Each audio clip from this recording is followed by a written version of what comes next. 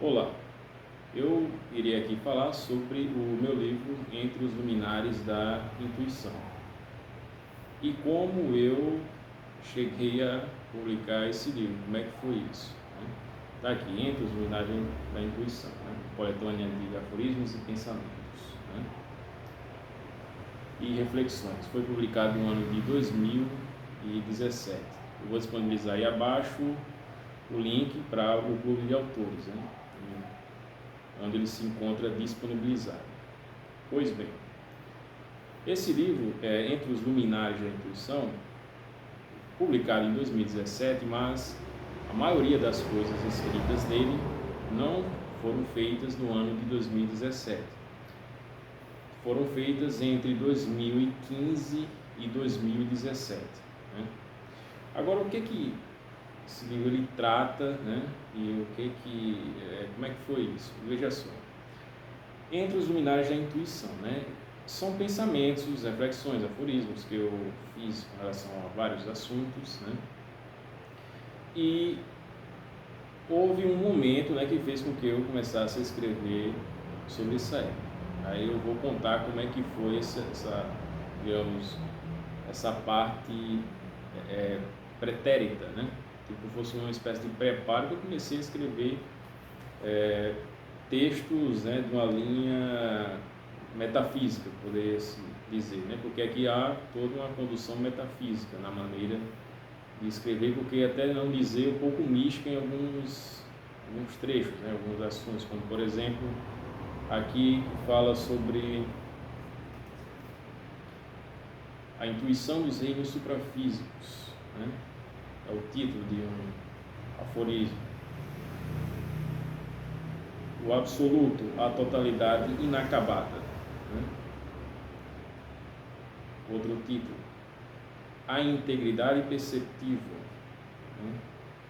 Mistérios do mundo, foi escrito em 2016, né? 9 de agosto de 2016. Vou ler só uma parte, só o início aí. A matéria não para, esquiva-se, aproxima-se e afasta-se.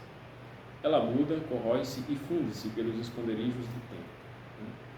Só mais um para adquirir algum sentido. A cada lua, a cada sol, nada se esvai sem antes ser ido ao encontro da permanência, da visão que abrange e do ouvido que aprecia tanto os trovões como o largo silêncio. Pronto. São aforismos e pensamentos nessa linha, né? Reflexiva, metafísica, as enebriadas contemplações,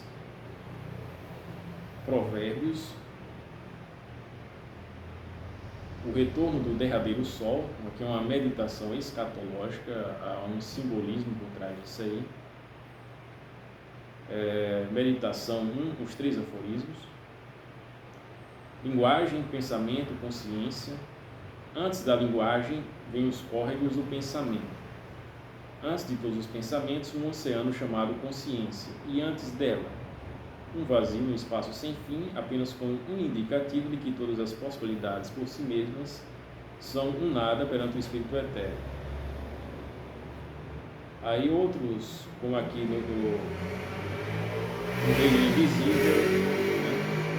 A dualidade entre a gnose e o Espírito inaudito, entre os arcanos e o Espírito da revelação simbólica. Então são textos dentro dessa concepção metafísica, simbólica, e por que não dizer até de requintes, pode-se dizer, esotéricos mesmo, né?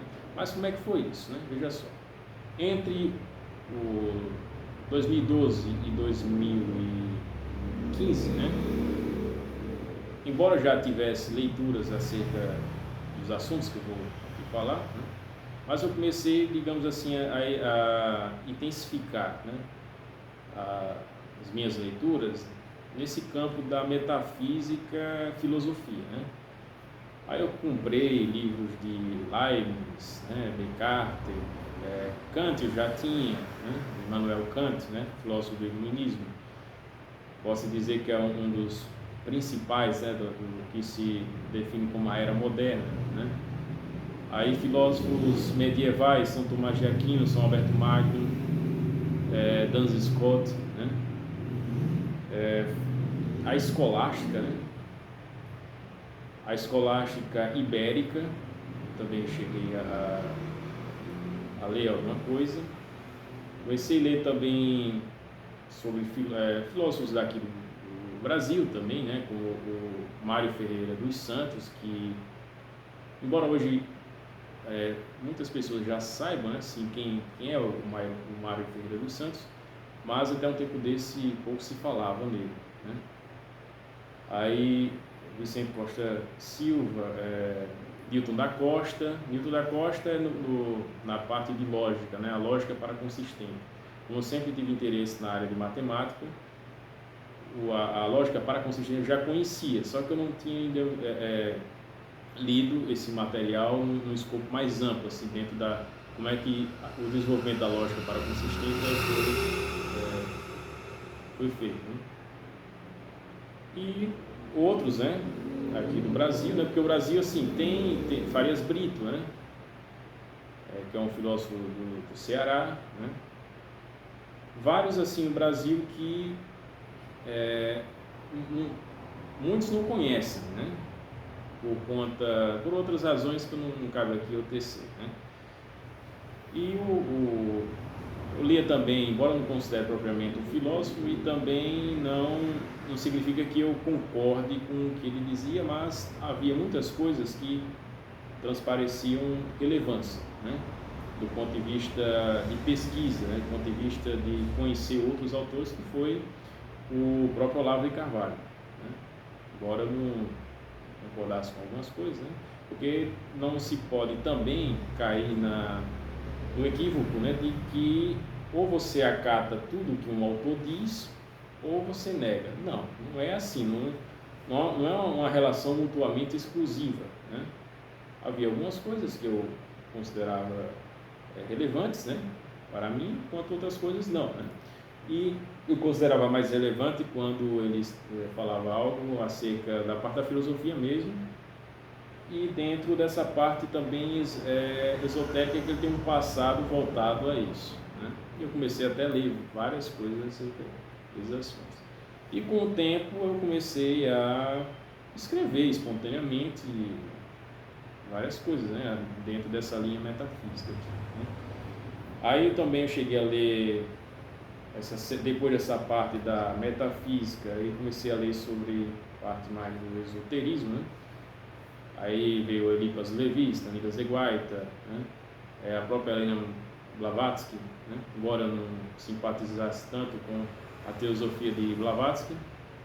Aí depois veio o Lousclan de Saint-Martin, né? Que é o chamado filósofo desconhecido, né? O martinismo, né? Que é uma linha esotérica, posso dizer assim, né? Ele obviamente foi formado a partir dos escritos de Lousclan de Saint-Martin, né? Que o próprio Lousclan de Saint-Martin, ele era, digamos assim, um discípulo de Martinez de Pasquali, né? Aí isso aí já entra nesses assuntos mais esotéricos, iniciáticos, que não é bem o assunto aqui, mas eu tenho que falar para saber, para mostrar como foi feito, né, como é que eu cheguei a escrever esse livro, né? E também outros, né, que eu tenho em mente, né, de escrever, não necessariamente dentro dessa linha aqui, né? Pois bem, aí eu comecei a ler o Lousclan de Saint-Martin, aí teve o austríaco Rudolf Steiner, né? Aí veio o que o Rudolf Steiner tem relação com a teosofia, né? Não como Blavatsky, né? Mas um outro foco, né? Aí eu comecei a também ler algo de Pappus, que é o pseudônimo de Dr. Gerald Encalce, né? Que Pappus, ele foi quem revitalizou o martinismo, né? Deu uma moldura maçônica, digamos assim, para o martinismo. Enfim, eu fui lendo várias coisas, também a parte de religião, né? Eu sempre gostei da parte de teologia e tal. E depois de tantas dessas leituras, aí começaram a surgir, né, várias ideias, e fui escrevendo, né, várias coisas, né? Só que ao ler sobre esses assuntos místicos, esotéricos, né, eu nunca lia como alguém que fica querendo acatar ou aceitar ou se submeter a um tipo de doutrina. Não. Né? É muito mais uma abertura, né, minha para conhecer esses diversos tipos de assuntos, embora eu já tivesse alguma familiaridade, né, já há bastante tempo, com alguns tópicos em relação a tudo isso aí. Né? Só que eu fui assim me abrindo e tal, e também conversei com pessoas, né, relacionadas a esses campos, né? Algumas experiências assim de ordem metafísica, né? Que comecei a passar por todo esse itinerário aí, né? de leituras e também de reflexões, né? Acerca disso aí pessoalmente, mas nunca era para acatar nenhum tipo de doutrina, alguma coisa do tipo, tanto que eu tenho um livro de vários tipos de assuntos, né? Desde o espiritismo de Allan Kardec até a parte de parapsicologia, que é a antítese de tudo que foi escrito na seara espírita, né? Então eu tenho de tudo, né? Mas não significa que eu aceite tudo, né? Diga amém a tudo que está sendo dito, né? Pois bem, aí eu acabei escrevendo, né? Aí também teve um outro místico, né? Que chegou assim, digamos, a me estimular a pensar em determinadas coisas, né? O Pietro Ubaldi, né?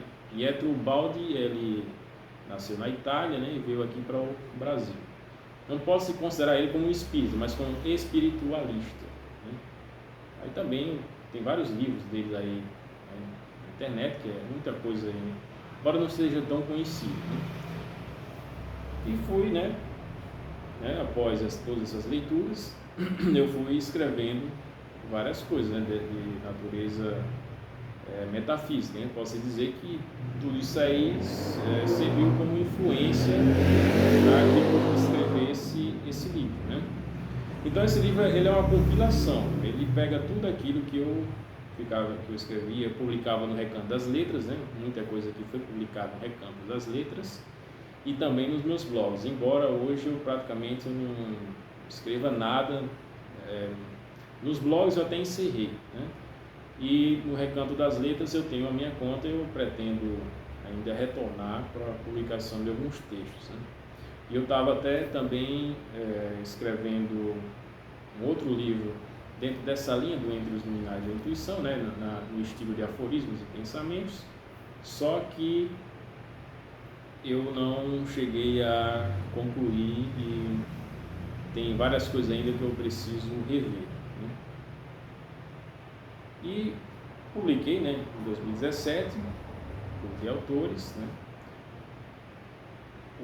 A intenção mais minha era exatamente reunir tudo aquilo, né, que eu pensei, por que não escrever um livro, né? Publicar um livro com tudo isso que eu já escrevi, né? Aí eu não coloquei tudo, né? Tem mais coisas escritas que eu não publiquei.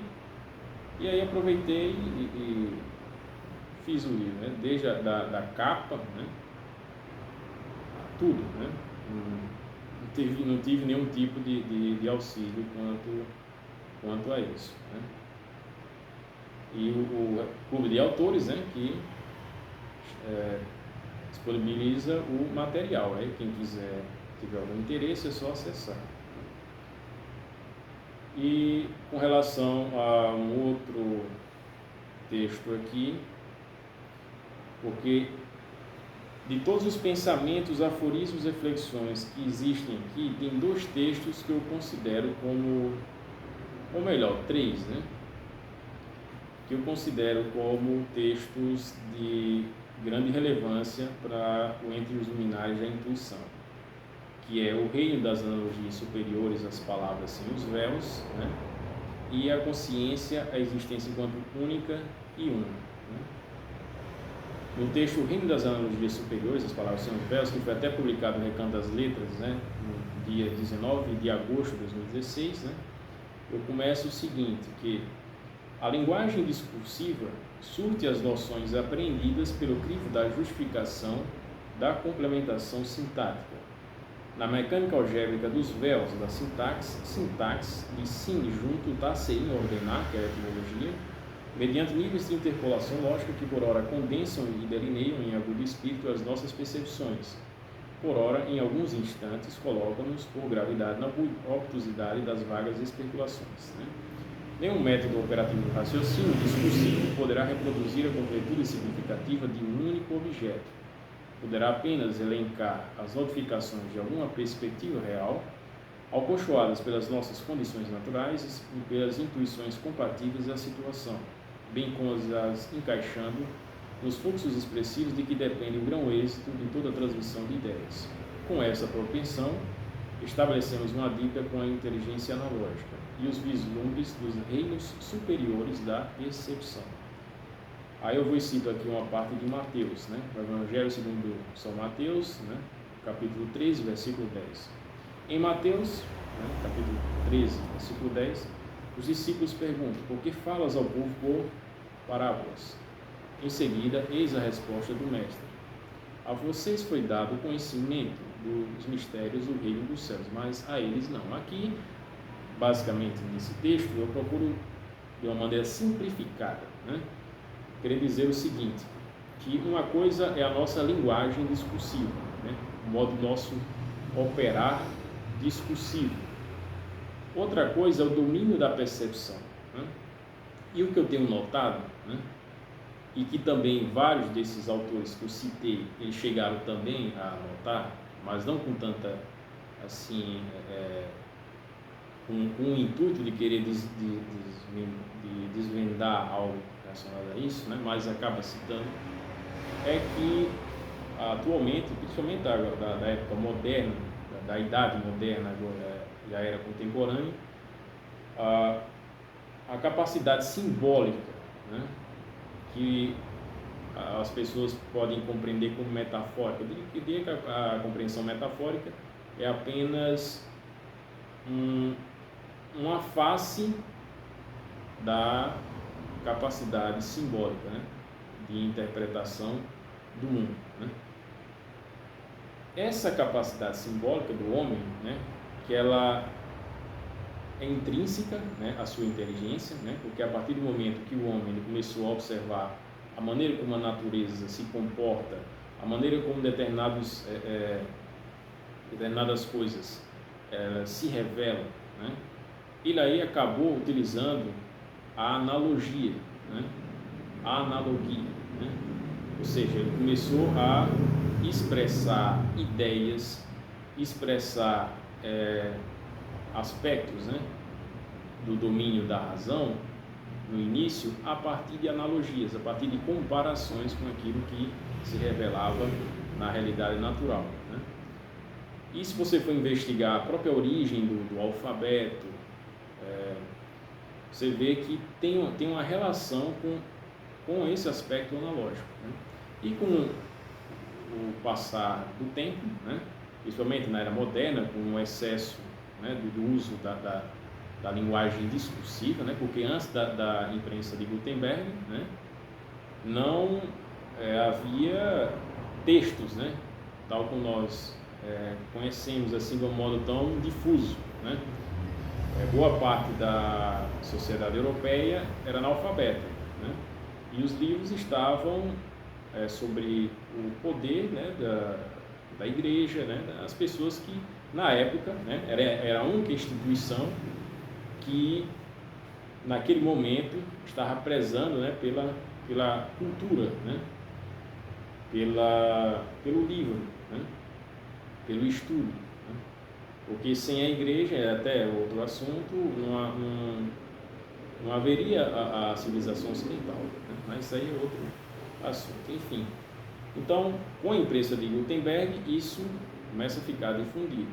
Só que aquela capacidade simbólica, né, de textos que aludiam a um simbolismo, né, a aspectos, né, da nossa observação, né, do domínio da percepção, acabou regredindo, né, e foi se entrando numa era do discurso vazio, né, de palavras, da racionalização por meio da articulação de palavras, né, ao ponto das pessoas se apegarem bastante ao conceito, né, à palavra e não àquilo que o conceito está se referindo, à realidade. Né? E esse texto, né, eu falo sobre isso aí, cita até essa passagem da Bíblia, né? Que os mistérios do reino dos céus, né? Na parte do Evangelho, eles não estão dados de uma maneira, sob uma evidência para todos, né? Porque isso vai depender também do grau de percepção, né, de cada um para com essa mensagem, né? E Cristo, ele utilizava o que? Parábolas, né? Ou seja, pode-se dizer que é uma linguagem simbólica. Ele não utilizava, não era um discurso para persuadir, né, um público, né, com quem espera aplausos, né? Não, ele utilizava da parábola e ele sabia perfeitamente, ele que era o Logos, né, encarnado, ele sabia perfeitamente que não era todas as pessoas que iriam entender aquela mensagem dele, né, que estavam aptas a entender, né? Alguns estavam reservados, né? Não que ele quisesse que as pessoas não compreendessem, não é aí é que entra a antítese, né, com essas concepções esotéricas que querem tornar um conhecimento que eles julgam ser um secreto, né, ser um segredo, né, mas que na realidade não é bem isso, né? O Evangelho é o contrário, né? Ele é pregado a todos, só que há pessoas que não estão, né, aptas, né, no nível da percepção, no nível da sinceridade com relação à mensagem que é divulgada, né? E fala sobre, e a parábola ela sempre alude que a essa concepção simbólica, né, comparativa, né, analógica, né? E esse texto, o reino das analogias superiores às palavras sem os véus, né, discorre acerca disso aí. Então o livro está aí, quem tiver algum interesse, né, o livro, né, é só acessar aí o clube de autores, né? E eu pretendo também publicar outro na mesma linha, mas também de outros assuntos também, né, que saia dessa parte de aforismos e pensamentos, né, e reflexões. E esse livro ele condensa, né, várias coisas, né, relacionadas a essas leituras que eu fiz, né, que me transportaram a determinados tipos de experiências, né, reflexão, de intuição. Não é por nada que tem a palavra intuição aqui, entre os luminares da intuição, né?